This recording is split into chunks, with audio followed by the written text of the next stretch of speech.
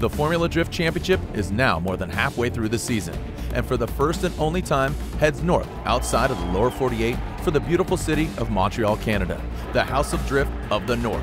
The chase for the championship is in sprint mode as the top drivers in the world are trying to chase down the Irishman James Deane. His consistency and 2 wins still have him at the top of the leaderboard so far in 2017. It's a battle in the north as we go inside the series, only on Formula Drift Insider.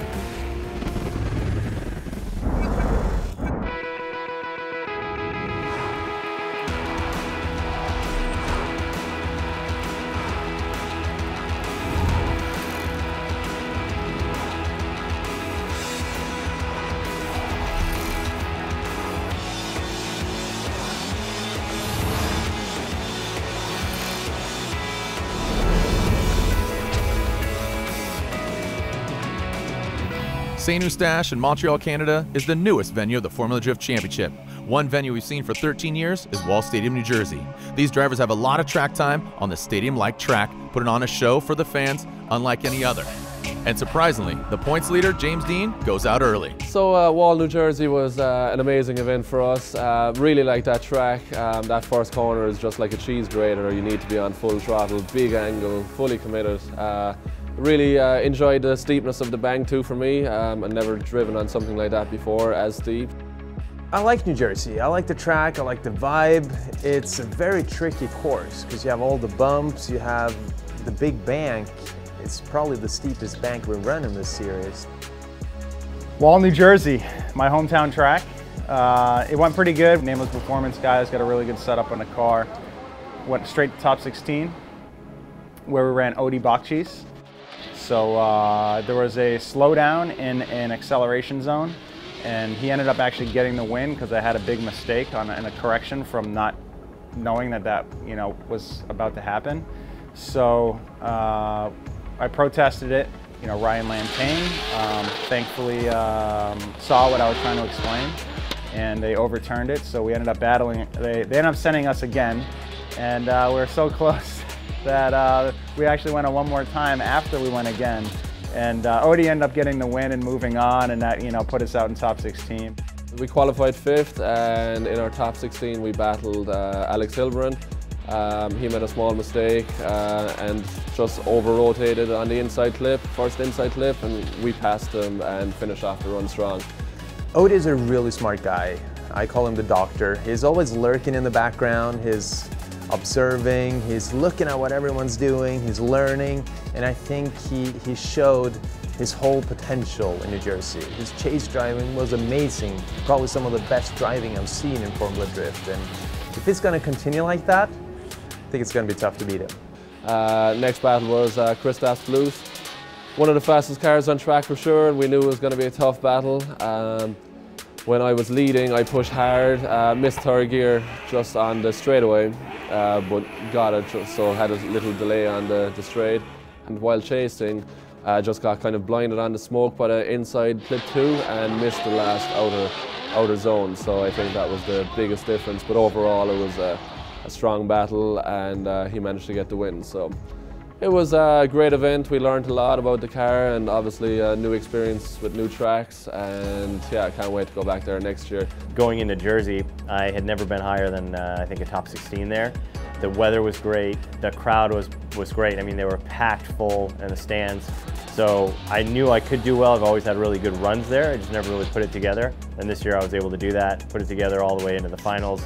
Ran against Odie, and just had a little bit of a weird line coming off the bank, and we DB'd a tire, so that cost us the win there. The finals were getting way intense. My motor was suffering. I felt the car being a little down on power, even more so than the previous runs. So I did everything I could. I had to shift an extra few times to keep it in the power band, and honestly, Mike Essa was a tough one to run against. I squeezed everything I could out of my car, and it made it just in time. The motor literally blew crossing the finish line, and we got the win. Amazing time. I'm just regaining that momentum and really looking forward to building on that through the rest of the season. We got another half of the season left, so if we hustle and do what we did here, I'm very positive about doing well overall. Formula Drift Insider on CBS Sports Network is sponsored by Black Magic. Own your shine. By Blackview Dash Cameras. And by Hankook Tire, driving emotion.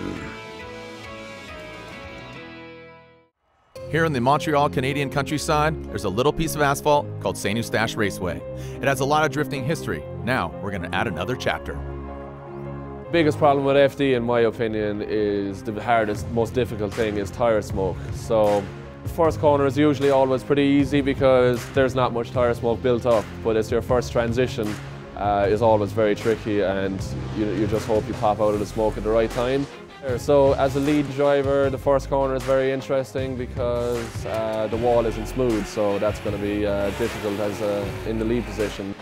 Now that we're halfway through the season and we're sitting in second place, it's definitely a place, you know, a good spot to be in. The top 4 or 5 guys are really close together, and but you know we're right up there.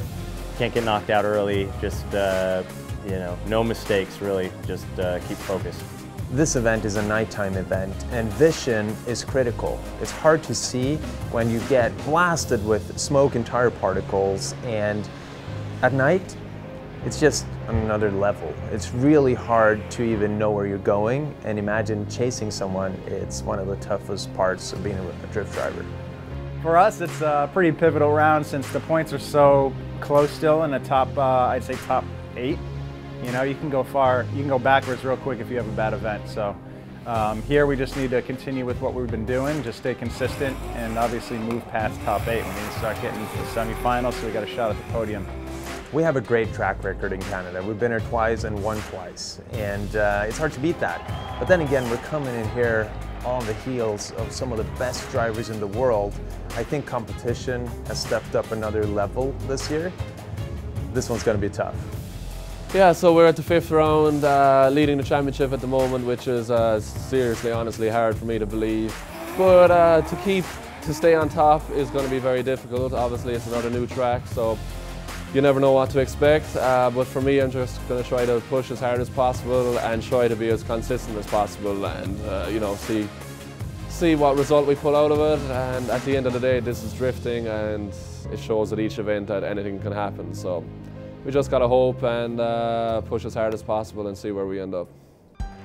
With practice in the books, the drivers' meeting takes place, where clipping points are defined, excel, decel, and the drivers ask all the right questions to abide to the judging criteria. Our first battle, top 32, has Chris Forsberg and Dai Yoshihara going against each other.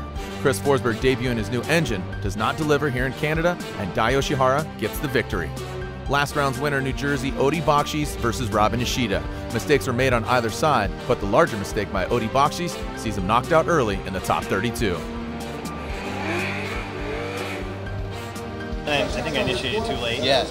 And went in, started rubbing, and then the tire popped, I think. Yeah. And then just started bouncing. Dude, that's so the whole time I'm just trying to save it from the front going in. I keep seeing you like tap the wall. Yeah. And I just stayed, I guess, a little off of it. Yeah. I'm like, this is nuts, this is nuts.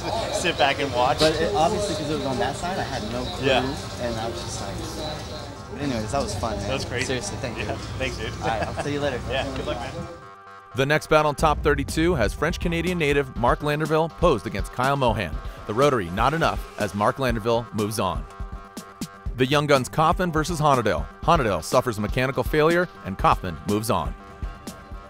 We had a final gear break just at the end of practice, so we had to change it, but we didn't have exactly the same ratio as what we were using, so we put the spare in slightly longer, so we adjusted the car to suit actually the different gear, which probably suited better because Jones is about a second a lap slower than us, so it actually worked out perfectly. So yeah, we're moving on at the top 16. I'm pretty sure we have Matt Field, my good buddy, so this will be pretty all guns blazing, and I'm sure we'll probably have a few panels less the next time we come in, but yeah, looking forward to it. Went out there, had a battle with Jonathan Castro in the top 32. I chased him first, stayed on his door throughout the entire course, followed the plan that my team and I came up with exactly.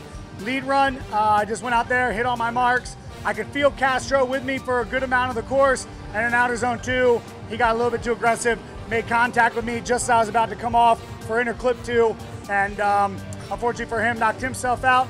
But nonetheless, a great battle, and I'm pumped to be moving on to the top 16 for my rematch against Justin Pollock here from last year. Ken Gucci versus Pat Gooden. The Formula Drift veteran Ken Gucci takes out the Floridian of Pat Gooden. With the head-to-head battles completed in 32, the top qualifying drivers will see battle in the top 16 as they make their bye runs. When we return, top 16 action here at St. Eustache. Formula Drift Insider on CBS Sports Network is sponsored by Nexen Tire, driving tomorrow. By Gum Out. By Air Force, aim high. And by Universal Technical Institute, chosen by industry, ready to work. Now it's time for the opening ceremonies and driver introductions. As O Canada plays through the speakers, the drivers get prepared to do battle in the top 16. The first pair, Dean versus Yoshihara. I knew Dai was going to be really tough, and while I led the best run I could. Was very happy with it, and I could see he was right there with me the whole way through. And while I was chasing him, my spotter Michael said you need to give it 110%, and that's what I did. I took the risk coming into the first corner. We were very close, and just all managed to work out. So I'm so happy. The Wordhouse Drift team points leader James Dean moves on, but unfortunately, his teammate Peter Vincic suffers a mechanical failure, meaning Robin Ishida moves on to the Grade 8. For my lead run, the goal is always to put together a really strong qualifying run. And out here in St. Eustache, top 16, it all worked out. We had a good advantage going into run 2. I just stayed on the rev limiter the whole time. I came out of the first outer zone a little bit early, which then gave me a good amount of speed on the flick back through the first center clip. And then the second outer zone, I just tried to go as deep as I could and just finish the run strong. But I think the battle was a straight-up battle, and definitely a pleasure to battle Frederick Oswald. I thought we had the setup that we wanted, and I drove it as hard as I should have, and it was just a little bit too hard. I tried to do everything I could to save it, and then I realized it was happening no matter what, so I did my best to avoid the entrance there that will carnage destroy your car, and I did that, but it still tore the whole front right of the car off, and there's not much I can do about it. I'm just excited that we can learn from this mistake and move forward. Two vehicles that came out unscathed in this very unforgiving track is Christoph Splush and Matt Kaufman. It was a good battle, but the Latvian driver Christoph Splush advances on into the Grade 8. The next battle has Dean Carnage Carney living up to his name, getting blinded by the smoke and going hard into the back end of Matt Field. The beast from the Bay gets into a tussle with the wall. Judges declare that Dean Carney is at fault, meaning he gets 5-minute allotment to fix his vehicle, but Matt Field gets 10. Well, yeah, and the smoke, yeah, it probably came through. I couldn't see, I just saw it the last second. I went, oh, on the brakes, man, glory to me. I believe it. That was wild. All hands on deck for the Oracle Lighting Dodge Viper Achilles Radial team. As it received a lot of front-end damage, the thrashing begins. The field camp, eagerly awaiting their vehicle to begin repairs. And if things weren't bad enough, they received the vehicle in a weird fashion. With moments to spare, Carney's team gets his car back together and gets behind the wheel, ready to do battle. With minutes and seconds ticking down, Matt Field and his team, by all means necessary, get the car back together.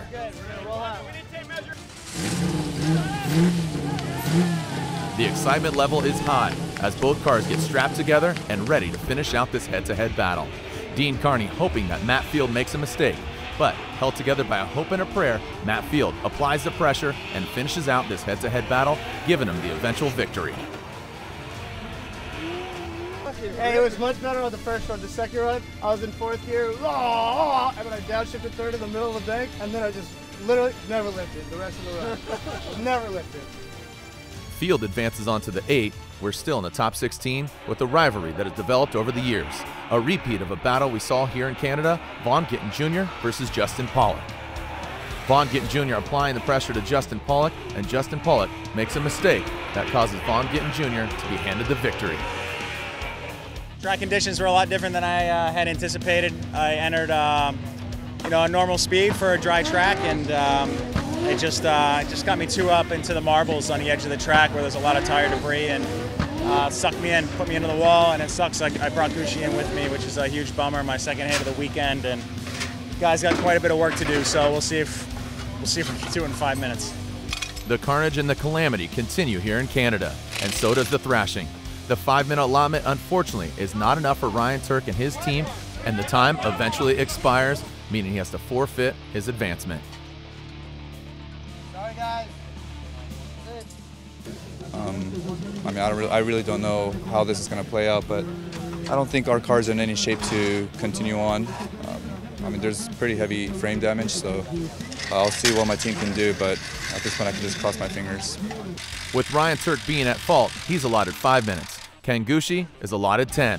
Unfortunately, time expires, so he gets handed the victory, but due to Formula Drift rules, he cannot advance on in the head-to-head battles. He will receive the points, but his play for the podium is over.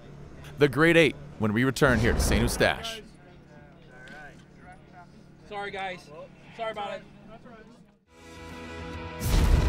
Formula Drift Insider on CBS Sports Network is sponsored by Black Magic. Own your shine. By NOS with Complex 6 for high performance energy. By Nitto Tire, fueled by enthusiasts. And by Blackview Dash Cameras. The first battle for the Grade 8 in front of the sold-out St. Eustache crowd has our #1 qualifier and current points leader James Dean going against Formula Drift veteran from Japan, Robin Nishida. I led a hard lead run the best I could. I think our car was a little bit faster than his, and while chasing I just tried to keep nice close proximity throughout the track, and I think overall just a bit closer than he was to me, so that's what gave us the win. But yeah, we're going to have to push hard, but it's a great feeling to have a guaranteed podium spot. Really happy. Next battle has championship contender Frederick Osbo against French-Canadian driver Marc Landerville. Went against local hero Marc Landerville, fantastic driver from this area, and I could see him right there in my rearview mirror chasing me really, really close. Steph told me we had a 50-50 result after the first run, so it was all going to go down for the second run. Now for my chase on Marc, he gapped me quite a bit going into turn 1. I was able to reel him back in, got to chase him close through all the smoke that he put out. Then I lost him a little bit across the finish, but it was enough for us to move on. Top 4, here we go.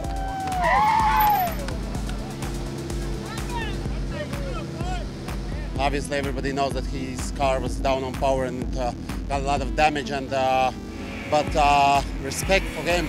He did all the best he can, and he wasn't that slow as everybody might expect. Other than that, yeah, I tried to do my good lead run and try to stay close enough to get the win.